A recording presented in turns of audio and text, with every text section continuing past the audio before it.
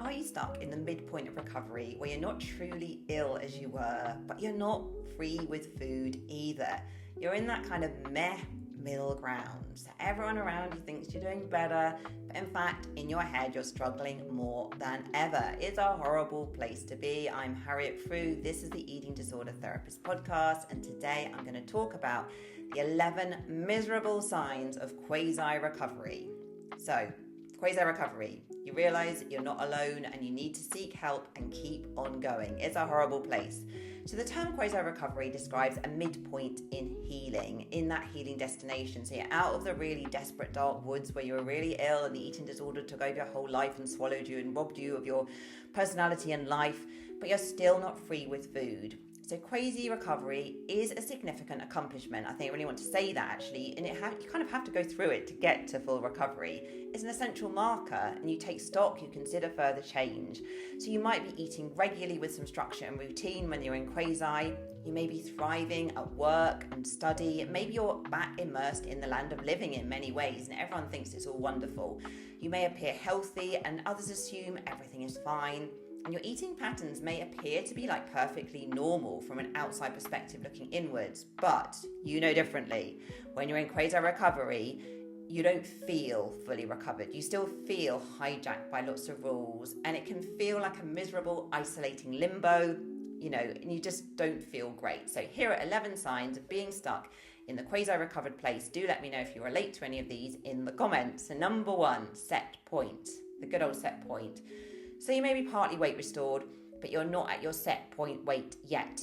Okay, so you might meet the NHS, if you're in the UK, normal body weight criteria in terms of your body mass index. But actually, we know that for most people, a lot of people can't be at a BMI of 18.5 and be healthy unless they're just a really tiny frame, or maybe an adolescent or something, or maybe certain cultures, okay? But for most people, holding your body at a very low body weight below your set point means you're restricting, you're over-exercising to maintain the status quo, and it's an exhausting, unsustainable place to be in. Okay, so that can keep you stuck. Number 2, routines. So maybe you stick rigidly to eating routines that are really safe and predictable. It means eating at specific times and staying within a limited range of food choices. But your baseline state is still anxiety and fear in quasi. Your brain does mental gymnastics to really stick to a plan, prepare, avoid, manage, compensate, tweaking, perfecting your food and exercises, all of that stuff. It's not peaceful, it's not spontaneous yet. Number 3, self-worth.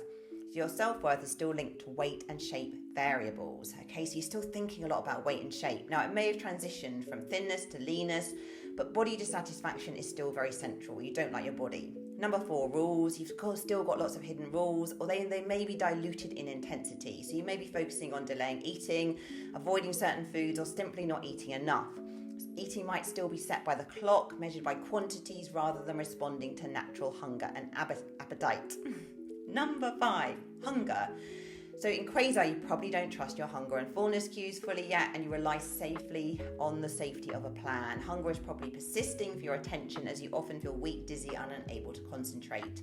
Number 6, meals out. Spontaneous or social eating remains challenging as you are extremely fearful of unpredictable eating opportunities that might disrupt your carefully curated planning.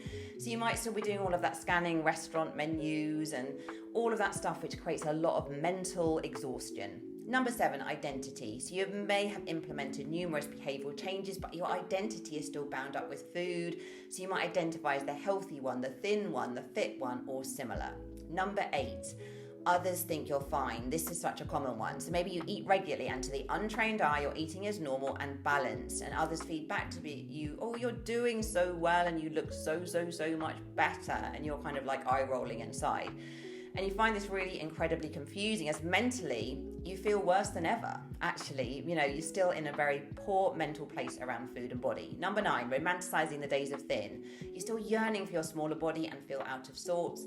You're terrified of any potential body changes going forward. So smaller feels safer. Number 10, isolation. You feel that you can't share your struggles with anyone as you don't consider yourself to be sick anymore. And this leaves you feeling extremely isolated and alone. And number 11, the underlying coping. So you recognize that there is an iceberg of coping beneath the surface, issues deeper than you ever realized. It's not just about food, it's about feelings. So maybe old buried feelings interrupt your day, and this feels painfully overwhelming at times. Do you relate? Have you experienced quasi-recovery? Do let me know if you relate to any of these symptoms. I would love to hear from you. Thank you so much for listening and watching the Eating Disorder Therapist podcast. I look forward to sharing another video with you very soon.